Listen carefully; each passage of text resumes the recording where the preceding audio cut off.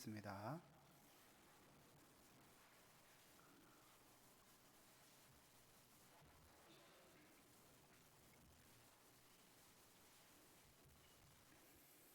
제가 먼저 읽겠습니다. 베드로가 11 사도와 함께 서서 소리를 높여 이르되 유대인들과 예루살렘에 사는 모든 사람들아, 이 일을 너희로 알게 할 것이니 내 말에 귀를 기울이라.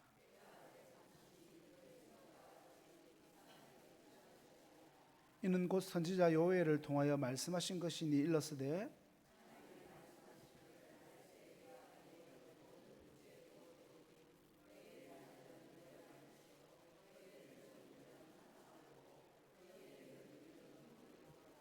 그때 내가 내 영을 내 남종과 여종들에게 부어주리니 그들이 예언할 것이요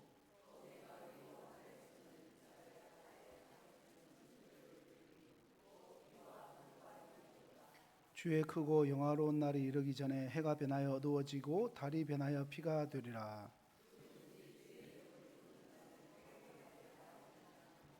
이스라엘 사람들아, 이 말을 들으라. 너희도 아는 바와 같이 하나님께서 나사렛 예수로 큰 권능과 기사와 표적을 너희 가운데서 베푸사 너희 앞에서 그를 증언하셨느니라.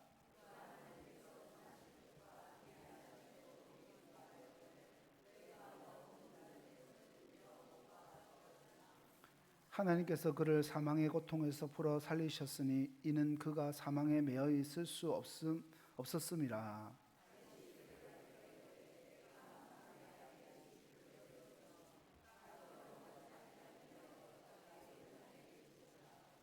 그러므로 내 마음이 기뻐하였고 내 혀도 즐거워하였으며 육체도 희망에 거하리니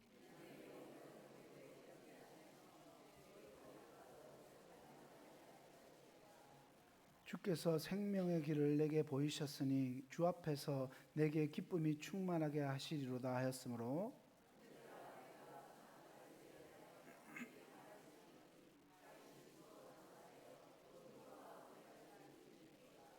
그는 선지자라. 하나님이 이미 맹세하사 그 자손 중에서 한 사람을 그 위에 앉게 하리라 하심을 알고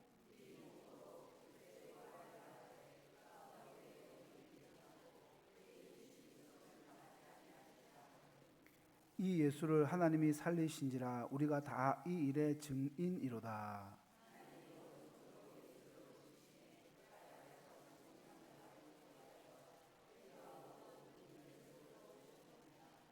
다윗은 하늘에 올라가지 못하였으나 친히 말하여 이르되 주께서 내 주에게 말씀하시기를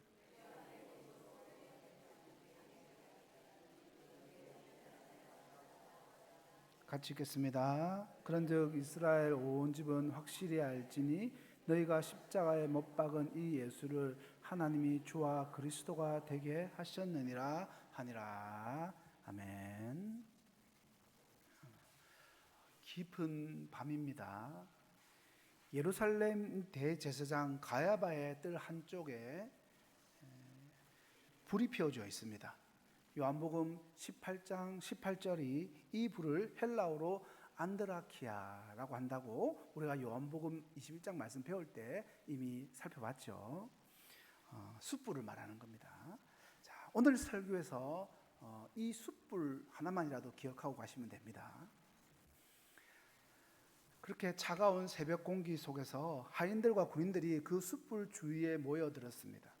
그렇게 손을 째고 있을 때 그 사이에서 얼굴을 푹 숙이고 있는 한 남자가 보였습니다. 베드로입니다. 그때 이름 모를 여종 하나가 다가와서 묻습니다. 너도 저기 있는 갈릴리 사람 예수와 함께 있었지 않나? 베드로는 저주하면서 맹세까지 합니다. 나는 그 사람을 모른다. 3번을 그렇게 부인을 하죠.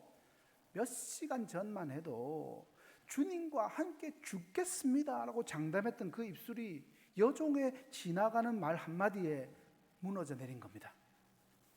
숯불 연기 사이로 탁 울음소리가 나고 베드로는 밖으로 뛰쳐나가서 통곡을 합니다. 성도 여러분, 이것이 바로 7주 전의 베드로의 모습입니다. 자기 결심과 의지로는 십자가의 길을 단 한 발자국도 따를 수 없었던 그런 사람이었죠. 그런데 오늘 본문을 보면 같은 사람이라고 믿기지 않는 그런 지금 행동을 베드로가 하고 있습니다. 사도행전 2장 14절에 보셔요. 베드로가 11사도와 같이 서서 소리를 높여 이르되. 지난 시간에 우리는 오순절 마가의 다락방에 성령이 강림하신 직후에 예루살렘 거리에 모여든 사람들의 두 가지 반응을 살펴봤습니다. 이게 어찌된 일인가 하면서 놀라서 그렇게 막 반응하는 사람들도 있었고, 아이고 저 사람들 술에 취했나 보다, 새술에, 그렇게 조롱하는 사람들도 있었죠. 그 혼란의 한복판에 베드로가 일어섰습니다. 화면 한번 보십시오. 1세기 예루살렘 성전의 남쪽 계단. 여러분 지금 장면을 잘 생각해야 돼요. 베드로 7주 전에 베드로하고 또 그다음에 지금 설교를 하는 베드로하고 장소적으로 생각을 해보시라는 겁니다. 마가의 다락방에 그렇게 큰 공간, 그러니까 나중에 하면 3,000명이 회개하는 장면 나오잖아요. 그럼 3,000명이 거기서 설교를 들었을 수는 없잖아. 120명 정도 들어가는 공간이니까. 그러면 최소한 공간이 옮겨졌다는 겁니다. 그래서 전성에 따르면 다음 화면 한번 보여주세요.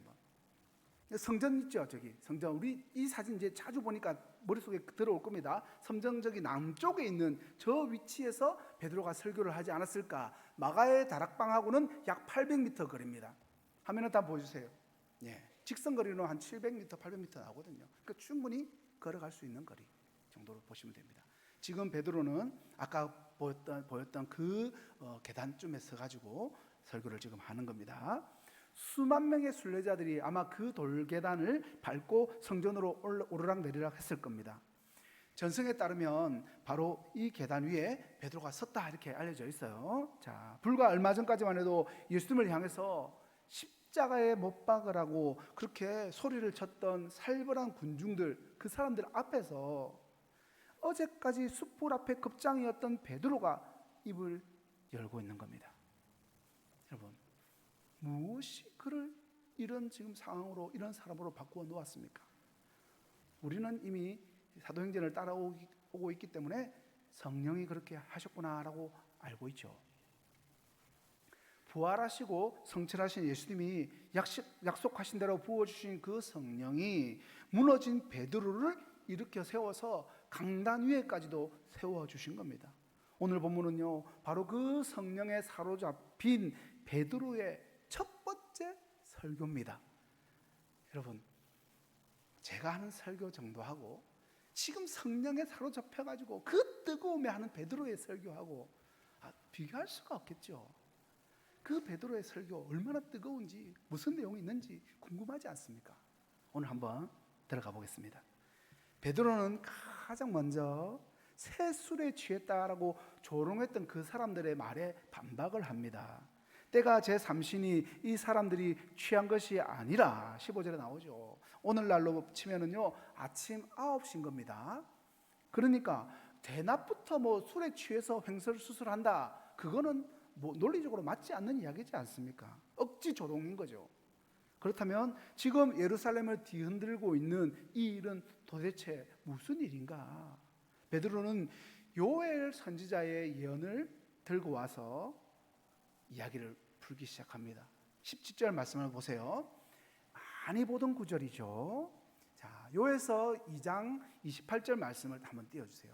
28절부터 32절 요엘서 말씀이 오늘 지금 17절부터 21절까지 말씀하고 거의 동일하다는 겁니다.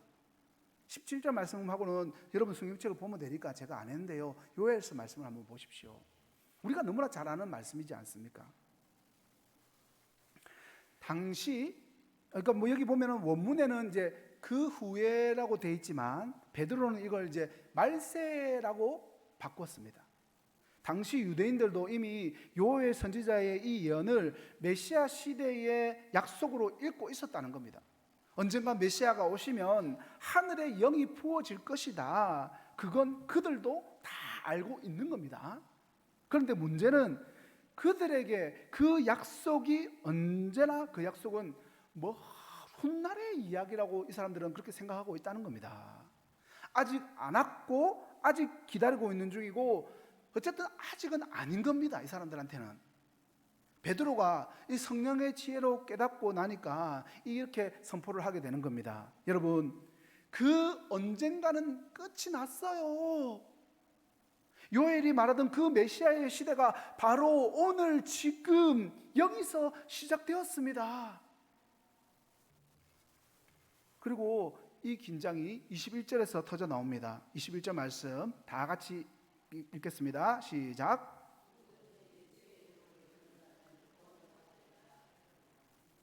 여러분, 여기서 주의 이름을 부른다라는 게 어떤 뜻일까요? 깊은 물에 빠진 어린 아이를 한번 상상해 보시기 바랍니다.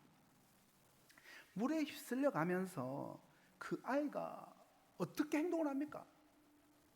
저 밖에 멀리 있었든지 어디든지 아버지가 있다는 걸 알면 뭐라고 부르겠습니까? 살려달라고 울고 소리 지르고 자기의 온 힘을 다해서 아버지 제발 좀 살려주세요, 그렇게 소리치지 않겠습니까? 그 한마디에 만약에 그 말을 아버지가 들었다면 아버지는요 모든 것을 제쳐두고 그 아들을 구하기 위해서 물에 뛰어들 겁니다. 저희 희엘이가 소리치면 제가 뛰어들겠죠. 희엘아 기억하고 있어라, 아빠는 간다. 여러분, 자기 힘으로 헤엄쳐 나오겠다고 그 하고 있었던 그 고집을 다 내려놓고 오직 아버지만을 있는 힘을 다해서 모든 것을 다해서 부르는 겁니다. 나를 구해줄 분은 저기 아버지밖에 없으니까, 나는 내 힘으로는 도저히 살아날 수 없으니까 아버지 나 좀 살려주세요. 주의 이름을 부른다는 게 바로 이겁니다. 여러분, 내 죄의 무거운 짐, 내 부끄러운 수치를 내 힘으로 해결해 보겠다는 그 고집까지도 종교적 열심으로 어떻게 해보겠다고 했던 그 교만을 이제 완전히 내려놓는 겁니다. 그리고 십자가에서 피 흘리신 예수 그리스도 앞에 내 전 존재를 내어 맡기면서 주님, 저 좀 제발 좀 살려주세요, 그렇게 부르짖는 겁니다. 그렇게 주의 이름을 부를 때 바로 그 순간 하늘의 모든 은혜가 우리 한 사람을 향해서 쏟아져 내립니다. 누구든지입니다. 아무 종교, 인종, 나이 구분 하나도 없습니다. 그냥 이렇게 진짜 간절히 소리쳐 외치기만 하면 됩니다. 부르기만 하면 됩니다.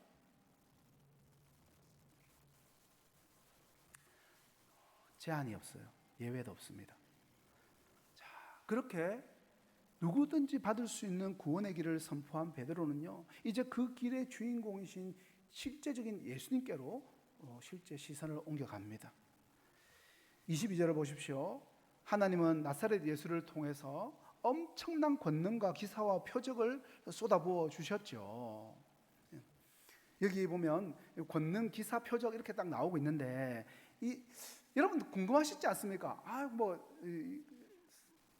공간복음 같은 데 읽어보면은 권능이란 말도 나오기도 했다가 기사가 나왔다가 표적이라고 했다가 왔다 갔다 하니까 어쨌든 기적 같은 이야기 같은데, 여러분 딱 잘 정리해 놓으시기 바랍니다. 이 세 단어는 서로 다른 세 가지 기적을 말하는 게 아니라 하나의 같은 사건을 세 개의 각도에서 비춰보면서 하는 말인 겁니다. 권능은 나오죠. 그 안에 작용하는 하나님의 능력을 이야기할 때 권능이라고 표현을 하고, 기사는 사람들의 입을 딱 벌어지게 만드는 놀라운 일이라고 표현할 때 기사라고 하고, 표적은요 그 사건이 가리키는 의미를 말할 때 표적이라고 한다는 겁니다. 이렇게 정리하면 이제 헷갈릴 일이 없습니다. 특히 이 표적은요, 이 고속도로에서 가보면 우리가 서울로 올라갈 때 생각해 봅시다. 서울 10km 이렇게 표지판이 세워져 있는 것 같은 겁니다. 우리는 그 표지판 자체를 보려고 차를 세우지 않습니다. 표지판이 가리키는 서울을 향해서 그냥 나아갈 뿐인 겁니다. 예수님의 기적도 마찬가지입니다.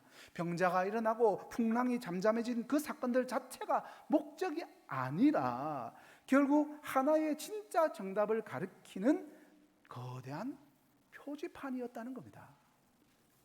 봐라, 이런 엄청난 기적을 일으키시는 그 예수가 바로 하나님이 보내신 메시아다. 하나님은 이 3년의 공생애 동안에 유대 땅 곳곳에 이 기적의 표지판을 세우셨죠. 단 한 사람도 부인할 수 없도록 예수님이 진짜 구원자이심을 완벽하게 입증을 하셨습니다. 그런데 여기서 피할 수 없는 질문이 하나 생깁니다. 아니, 그렇게 엄청난 능력을 행하시던 그분이 왜 십자가에서는 그토록 무기력하게 죽으실 수밖에 없었던 걸까? 아니, 그렇게 능력 많고 권능이 뛰어나고 뭐 표적을 다 일으키시는 그분이 왜? 23절에 그 대답이 있죠. 같이 읽겠습니다. 시작.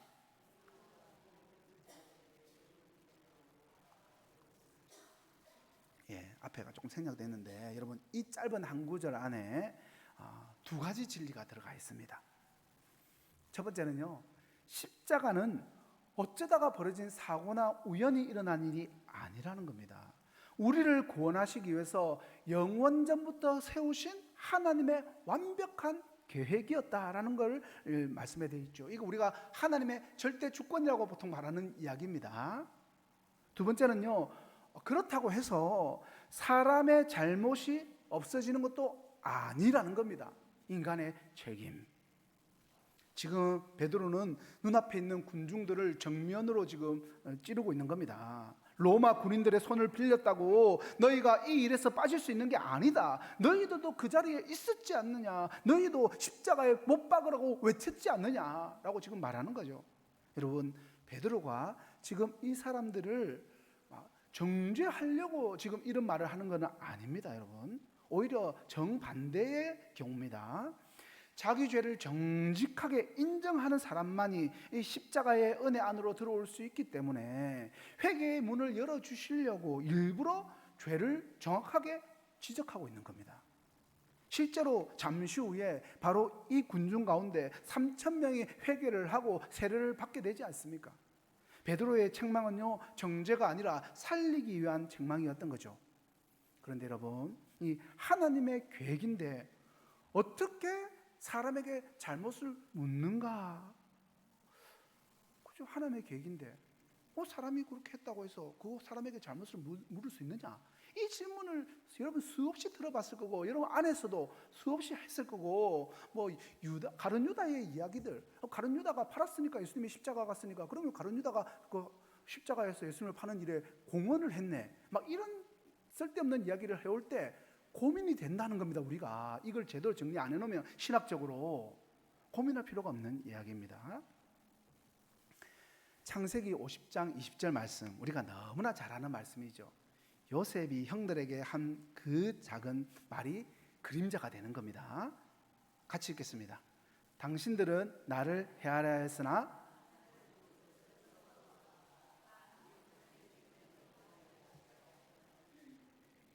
형제들은 그 나쁜 짓을 했죠. 그건요 분명히 죄입니다.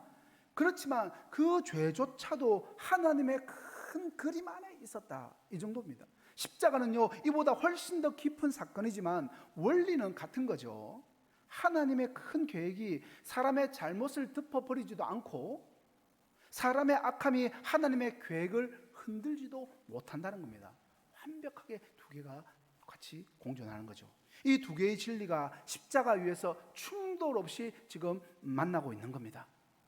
하지만 이 십자가의 복음은요 그냥 무덤에서 끝나지가 않습니다.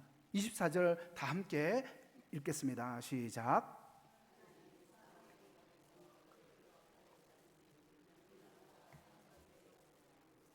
여기 고통이라고 하고 있는 말은 원래 사망의 올무, 즉 덫입니다. 덫. 사냥꾼의 덫에 걸려서 옴짝달싹 못하는 이 짐승처럼 이 사망이라는 덫에 걸려버린 인생을 하나님께서 친히 끊어내시고 그리스도를 살려내신 겁니다. 자, 그런데 매여 있을 수 없었다라고 강력한 선언을 할 수 있는 근거가 있다는 겁니다. 그게 뭐냐면요, 베드로는 자기 생각으로 자기 느낌으로 그냥 막 우기는 말씀을 하지 않습니다. 유대인들이 가장 존경하는 다윗 왕의 그 시편을 딱 들고 와서 이 사망의 올무를 끊어낸, 사망이 매여 있을 수 없었다는 것, 그거에 대해서 이야기를 하는 거죠. 27절 말씀을 같이 읽겠습니다.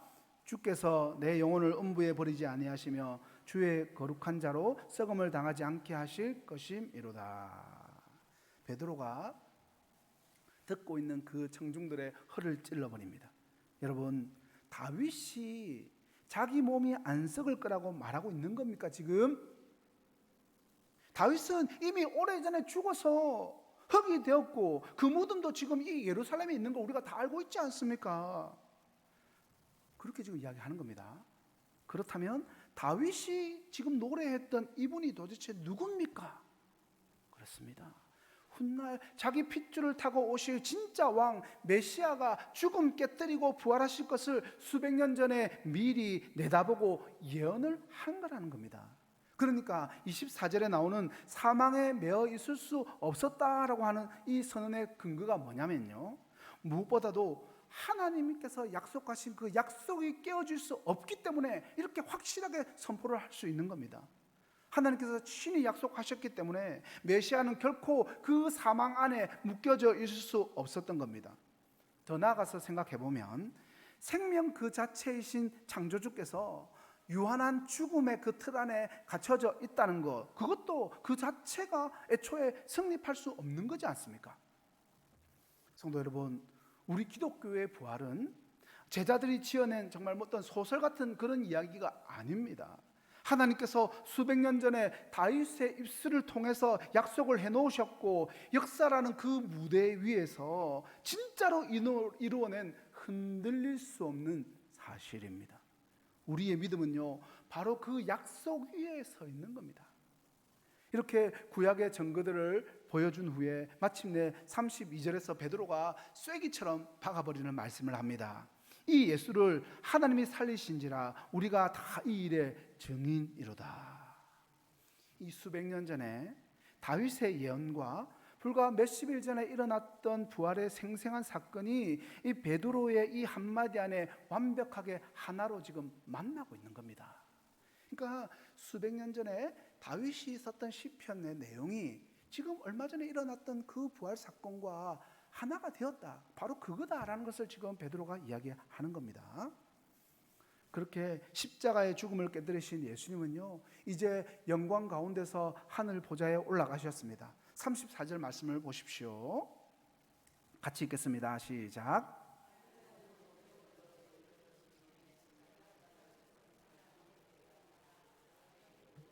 이것을 부어 주셨느니라.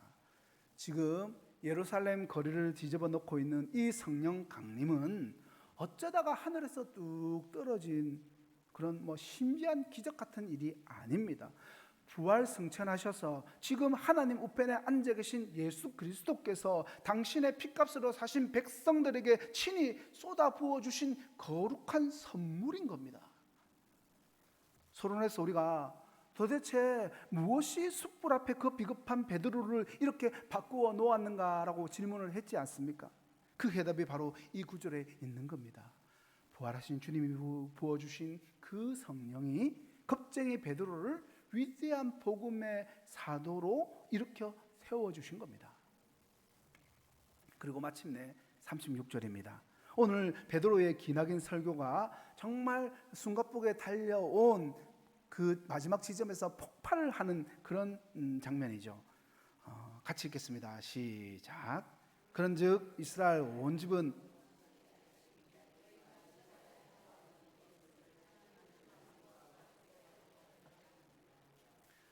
간혹 이 구절을 보면서 하나님이 주와 그리스도가 되게 하셨다라는 표현 때문에 헷갈리시는 분들이 있어요. 원래는 주님이 아니었는데 십자가 지고 부활하시고 그 이후에야 비로소 주님으로 승진을 하신 거구나. 그렇게 이해하시면 안 되는 구절입니다. 예수님은 영원 전부터 본래 하나님의 아들이셨고 온 우주의 주님이셨습니다. 다만 그분이 진짜 주님이심을 십자가의 부활과 승천을 통해서 온 세상 앞에 공적으로 선포하시고 확정해 주신 거죠. 봐라, 이분이 바로 나의 아들이요 너희의 참된 주다라고 도장을 꽝 찍어 주신 그 사건. 성도 여러분, 이 선포가 당시 유대 군중들에게 얼마나 큰 충격이었을지를 한번 생각해 보시기 바랍니다. 여기서 말하는 주라는 단어는요, 유대인들이 함부로 입에 올리지도 못했던 거룩한 하나님의 이름 여호와를 부를 때 대신 쓰던 말입니다. 그리고 그리스도는요, 그들이 수천 년간 피눈물을 흘리면서 기다려온 구원자, 그 메시아를 뜻하는 거지 않습니까? 그러니까 지금 베드로가 온 이스라엘 사람들을 향해서 선포하는 핵심은 이건 겁니다. 너희가 이단자라고 침뱉으면서 십자가에 못 박아 죽인 그 나사렛 예수가 사실은 만군의 여호와 하나님과 동등하신 분이며 너희가 그토록 애타게 기다려온 진짜 메시아다. 성도 여러분, 예수님을 주로 모신다는 것은요, 그저 예배 시간에 부르는 듣기 좋은 호칭 정도가 아닙니다. 내 삶 전체의 진짜 주인이라고 인정하는 그 뜻입니다. 아브라함 카이퍼라는 이 신앙의 선배가 이런 말을 했었습니다. 우리 인생의 모든 영역에서 주님께서 이것은 내 것이다라고 외치지 않으시는 곳은 단 한 뼘도 없다. 1평방인치 이렇게 번역이 되기도 하지만 우리나라 말로 바꾸면 진짜 한 뼘도 없는 겁니다. 주님께서 이거 내 거 아니다라고 하시는 공간이 하나도 없다는 거예요. 성도 여러분, 단 한 뼘도 없습니다. 주일날 예배드리는 이 시간만 주님의 것이고 내 사업과 내 통장과 내 인간관계는 내 마음대로 하겠습니다. 주님, 우리 신앙에 그런 건 없습니다. 내 물질도 내 자존심도 심지어 내가 끝까지 빼앗기기 싫어서 꽉 움켜쥐고 있는 그 마지막 한 뼘까지도 다 주님의 것입니다. 예수님을 주로 고백한다는 것은요, 내 삶의 모든 주인 되심을 그분께 100% 인정하고 그분께 내어드리는 것, 그겁니다. 말씀을 맺겠습니다. 이 베드로의 설교가 울려 퍼졌을 때 바로 다음 절인 37절에 정말 기가 막힌 일이 벌어지게 되죠. 다음 번에 우리가 할 내용이지만 잠깐 살펴보면 그들이 이 말을 듣고 마음에 찔려 베드로와 다른 사도들에게 물어 이르되 형제들아 우리가 어찌할꼬. 그날 하루에만 무려 3,000명이 회개하고 세례를 받았습니다. 베드로의 말솜씨가 뛰어나서가 아닌 거죠. 이 말씀을 들리게 하신 성령께서 그 자리에 있던 군중들의 굳은 마음을 찔러 쪼개셨기 때문인 겁니다. 그런데 여러분, 지금 이 설교를 선포하고 있는 이 사람이 불과 몇 주 전까지만 해도 어떤 사람이었습니까? 숲을 곁에서 덜덜 떨면서 3번이나 나는 예수 모른다 그렇게 맹세하고 저주했던 바로 그 비겁한 베드로입니다. 숲을 곁에서 덜덜 떨면서 모른다고 저주하고 맹세했던 그 비겁한 베드로. 대제사장의 뜰에 그 숯불이 안드라키아라고 했지 않습니까? 헬라어로. 베드로는요, 그 숯불 곁에서 철저하게 무너져 내렸고 밖으로 뛰쳐나가서 통곡까지 했습니다. 그런데 여러분, 부활하신 예수님이 갈릴리 바닷가에서 베드로를 다시 만나실 때 거기에도 뭐가 있었습니까? 숯불이 있었죠. 거기에 쓰인 숯불이라는 단어도 안드라키아였습니다. 요한복음 21장 9절의 말씀인데요, 똑같은 단어가 쓰였습니다. 시작 성경 전체에서 이 단어가 쓰인 곳은 딱 이 2곳뿐입니다. 여러분, 이거 우연입니까? 예수님은 베드로의 가장 아픈 기억 속으로 일부러 들어가신 겁니다. 그리고 그 숯불 곁에서 물으셨습니다. 시몬아, 네가 나를 사랑하느냐? 3번 부인한 그 자리에서 3번 물으신 겁니다. 정죄하시려고가 아니라 회복시키시려고 그런 겁니다. 그렇게 회복된 베드로 위에 성령의 불이 임했고, 그 베드로가 일어나서 외친 한편의 설교 앞에서 3,000명이 무너진 겁니다. 무너진 자가 십자가의 은혜로 다시 일어서니까 절대로 무너지지 않을 것 같았던 군중들이 그 세계가 무너져 내린 겁니다. 오늘 이 수요 예배 자리에 나오신 사랑하는 성도 여러분, 이미 오래전에 여러분은 각자의 숯불 앞에서 눈물로 엎드려서 회개하고 주님의 그 큰 은혜를 체험하신 분들이 지금 이 자리에 99%가 여기 앉아 있을 겁니다. 그 첫사랑의 감격으로 지금까지 오랜 세월 교회를 섬기면서 그렇게 신앙의 좁은 길을 묵묵히 걸어오신 걸 맞죠. 하지만 여러분, 그렇게 긴 세월을 신앙생활을 해오는 동안에 혹시 우리 마음속에 나도 모르게 굳은 살이 배어버리지는 않습니까? 지금 이 말을 하는 거는요, 저를 보고 하는 말인 거죠. 불과 20년 전에 31살에 그렇게 교회에 첫 발을 내딛고 그렇게 뜨겁고 순수하고 그렇게 모든 것을 다 바쳐서 신앙생활을 하던 그때의 제 모습과 오히려 사역자가 되고 난 이후에 제 모습을 보면, 아, 나도 이 굳은 살 너무 많이 배겼네, 이거 안 되겠네 라는 고백을 하게 됩니다.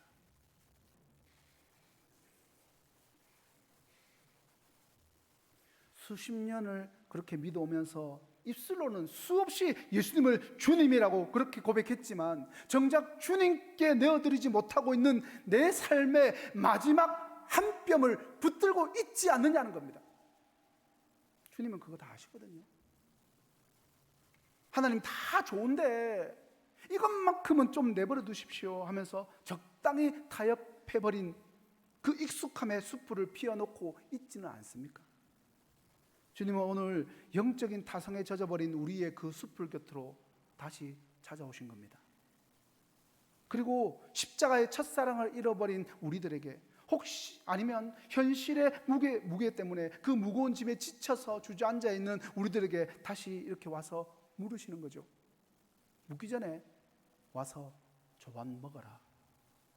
내가 여전히 너를 사랑한다. 그런데 너도 여전히 나를 사랑하느냐? 여러분, 이 주님의 질문은 우리의 부족함을 책망하시려고 하시는 질문이 아닙니다. 절대로 오해하지 마세요. 우리의 굳어져 있는 그 마음을 깨트려버리고 내 삶에 남은 주인의 그 자리를 100% 온전히 다시 내어드릴 수 있도록 하는 거룩한 초청의 말씀으로 주신 겁니다. 여러분, 이 밥상 앞에 앉는다는 것은요, 그저 위로만 받고 끝나는 것이 아닙니다. 베드로가 그 밥상에서 힘을 얻고 일어나서 오순절에 그 강단 앞에 걸어 나왔던 것처럼 주님의 회복은요, 곧 새로운 부르심입니다. 과거에 받았던 그 은혜의 추억에만 머물러 있지 않고 오늘 여러분의 가정과 일터와 그리고 그 삶의 한복판에서 예수 그리스도를 나의 진짜 주인으로 당당히 선포하면서 살아가라고 하는 거룩한 파송의 말씀인 겁니다. 오늘 이 밤 우리도 익숙함을 깨뜨리고 다시 한번 마음의 찔림을 받아야 됩니다. 주님, 끝까지 한 뼘 붙들고 있는 제가 어찌해야 되겠습니까? 우리가 어찌할꼬?